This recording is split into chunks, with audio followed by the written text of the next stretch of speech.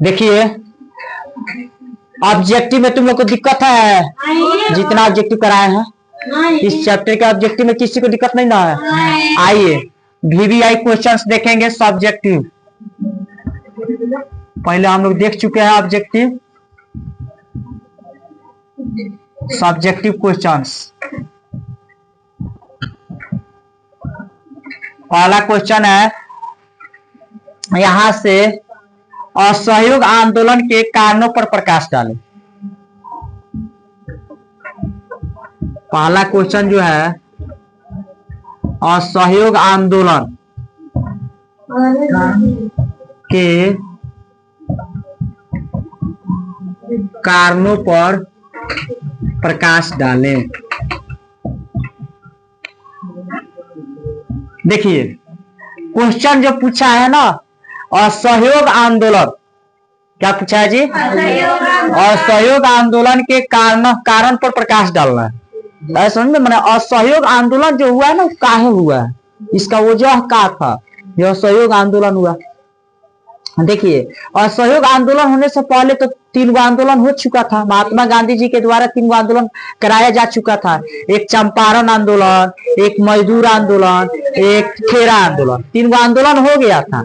जब तीनों आंदोलन हो गया ना, तो उसके बाद ये अंग्रेज जो था ना, इस सोच में डूब गया सर, अरे भाई कैसा व्यक्ति आया है कि जो आंदोलन कर रहा है वो आंदोलन सफल हो जा रहा है। जब ये सब आंदोलन सफल हो जा रहा है ना, तो इन्होंने प्रयास की, मैंने जो था अंग्रेज जो था, ये बोला जी कि कौन कानून हम लोग बनाए। क्या बनाए जी? कोई कानून बनाए। तो उसी कानून को बनाने के लिए इन्होंने एक रॉलेट एक्ट कानून बनाया। कौन कानून बनाया जी? रॉलेट एक्ट कानून बनाया। रॉलेट एक्ट कानून। देखिए ये जो ना है रॉलेट एक्ट कानून जो था ना, ये अंग्रेजों के द्वारा बनाया गया कानून था। ये क्या था? ये रॉलेट एक्ट क्या था? अंग्रेजों के द्वारा बनाया गया कानून था। ये जब तीनों आंदोलन, चंपारण आंदोलन, मजदूर आंदोलन, खेरा आंदोलन, जब तीनों आंदोलन सफल हो गया, 1918 तक ये आंदोलन खत्म हुआ। 1917 में मैंने चंपारण से लेकर और खेरा तक खत्म हो गया 18 तक। तो ये 1919 में अंग्रेजों ने रॉलेट एक्ट कानून बनाया। कब बनाया जी? 1919 में। जब 1919 में रॉलेट एक्ट कानून बनाया, तो इसका विरोध में भारत के वासी क्या हुए? उतर गए। इसके विरोध में क्या हुए? उतर गए। बोले तो महात्मा गांधी ने इस कानून को काला कानून बोला। महात्मा गांधी क्या बोले इस कानून को? रॉलेट एक्ट कानून को काला कानून कहे। काला कानून, रॉलेट एक्ट कानून को काला कानून इसलिए कहे जो कि इसका मेन उद्देश्य था संदेह। संदेह समझते हैं? किसी के ऊपर अगर शक हो जाए, शक माने शक अगर हो जाए जो कि हाँ ये व्यक्ति क्या आंदोलन कर सकता है, आंदोलन में भाग लिया है, तो उसको क्या किया जाता था? कि तो गिरफ्तार कर लिया जाता था, नहीं तो उसके ऊपर केस कर दिया जाता। गिरफ्तारी कर ली जाती थी या केस कर दिया जाता था। तो इस शक वाला रॉलेट एक्ट कानून जो था लगा हुआ था, रॉलेट एक्ट कानून शक का था, लेकिन जिसके ऊपर शक हुआ उसको जेल में भर्ती कर दो। इसलिए महात्मा गांधी ने इसका नाम क्या रखा? काला कानून रखे। तो रॉलेट एक्ट कानून आप लोग समझ में आया?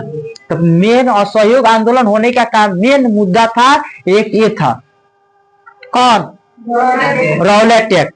तो रॉलेट एक्ट किसके द्वारा पारित किया गया था? अंग्रेजों के द्वारा। रॉलेट एक्ट 1919 ईस्वी में यह नियम 1919 ईस्वी में 1919 ईस्वी में अंग्रेजों के द्वारा लागू किया गया था। किसके द्वारा जी?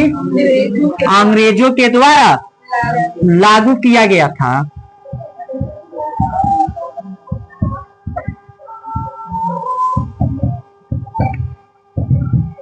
इसका मेन मुद्दा ये था कि अगर कोई व्यक्ति शक पकड़ा जाता था, हाँ ये जो शक के आंदोलन भाग लिया, तो उसको क्या किया जाता था? गिरफ्तार कर लिया जाता था।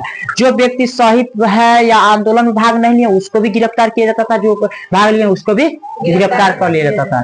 तो यह नियम कब लागू किया गया था? 1919 ईस्वी में। देखिए समझिएगा, पहले इसको हम लिखा टाइप से समझा दे रहे हैं।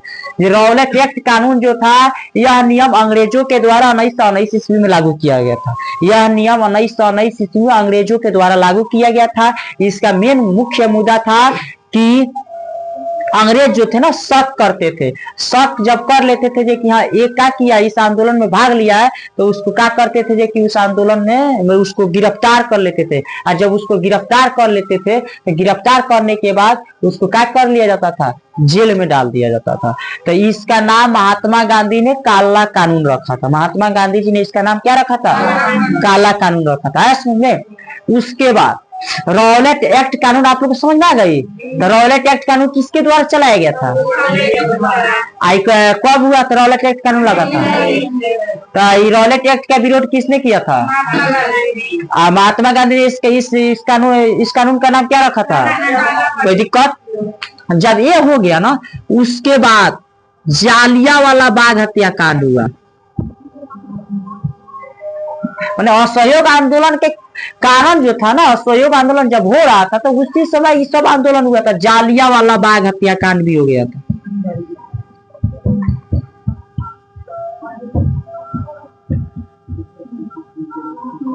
दो नंबरिया क्वेश्चन, इसको खुद जितना बताया अगर उतना लिखिएगा तो आधा पन्ना यही चला गया।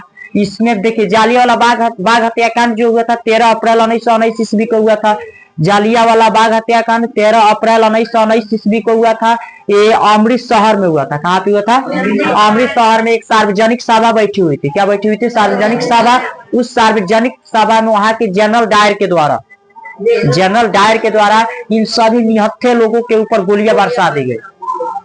जालियांवाला बाग जो था ना, जालियांवाला बाग इसी तरह का था।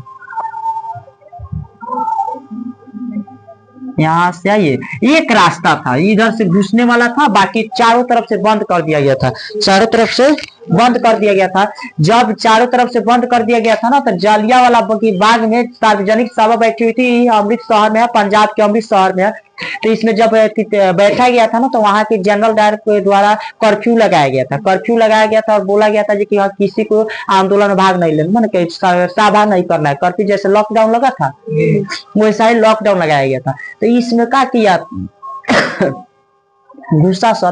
घुसने के बाद जनरल डायर ने जितने इसमें निहत्थे लोग थे सभी के ऊपर गोली बरसा दी। जब गोलियां बरसा दी तो इसमें बहुत भयानक रूप से उभर के निकला जी, लाखों लोग मारा गए, हजारों लोग घायल हो गए, बहुत लोग इसमें निहत्थे लोग। सबसे कम उम्र वाले बच्चा हुआ था ना तो 6 महीना।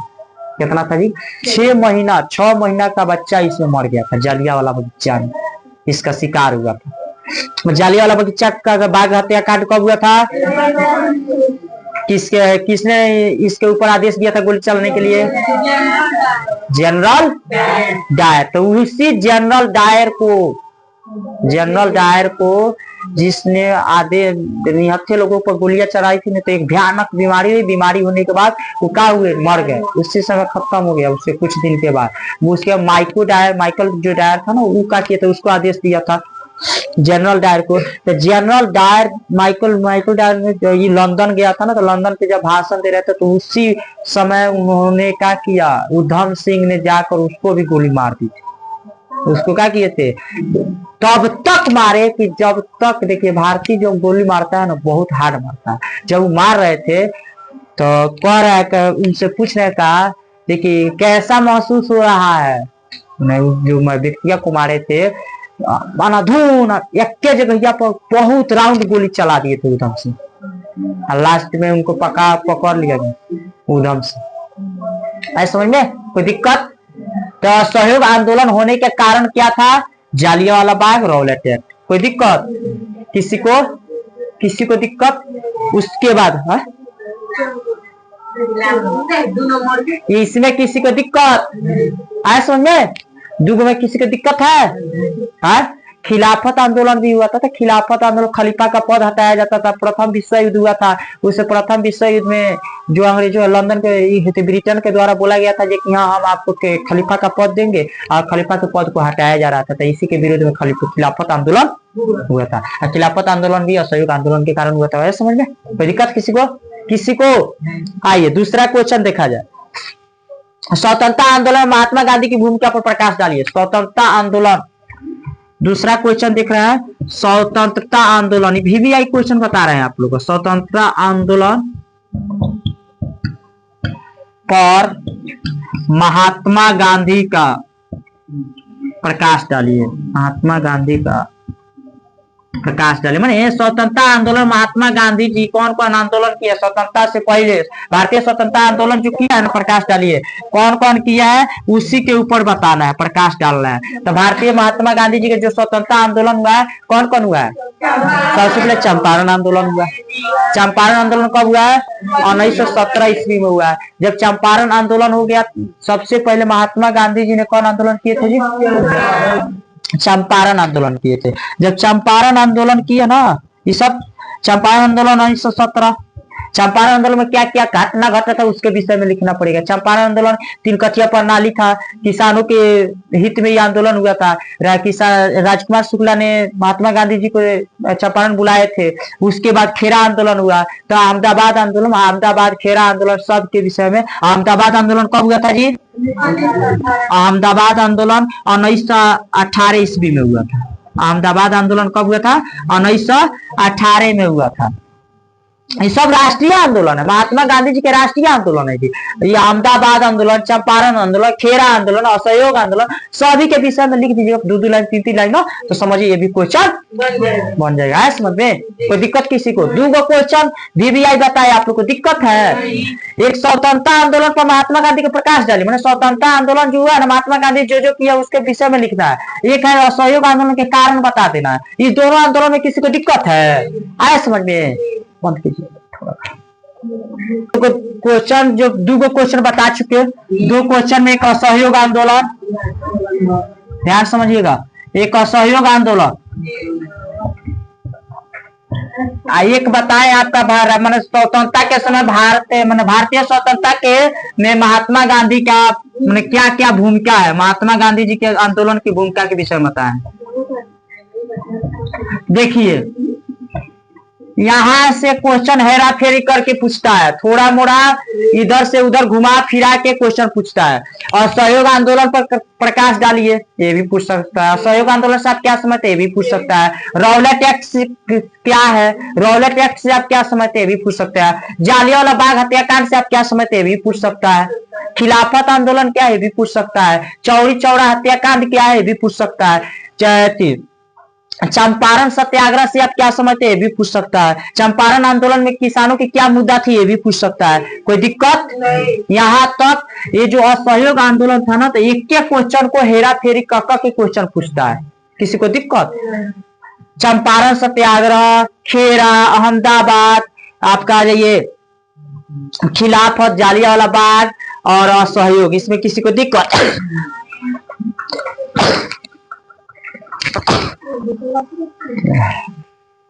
इतना तबीयत खराब रहला के बावजूद भी क्लास ले रहे हैं। लग रहा था सच में इतना कपार दर्द हो रहा था, इतना तबीयत खराब है, इतना तबीयत, तब भी हम क्लास ले रहे हैं। शांत है लो, इतना तबीयत सच में कह रहा है, दूसरा स्टाफ रहता ना क्लास लेता। हाँ इतना 3 दिन से तबीयत खराब है, 3 दिन से तबीयत खराब रहने के बावजूद भी हम क्लास ले रहे हैं। मेन पॉइंट बना एक है जो कि हाँ रिजल्ट आप लोग के पेपर निचका गया है, बंद कर दीजिए इन लोग को पढ़ने में।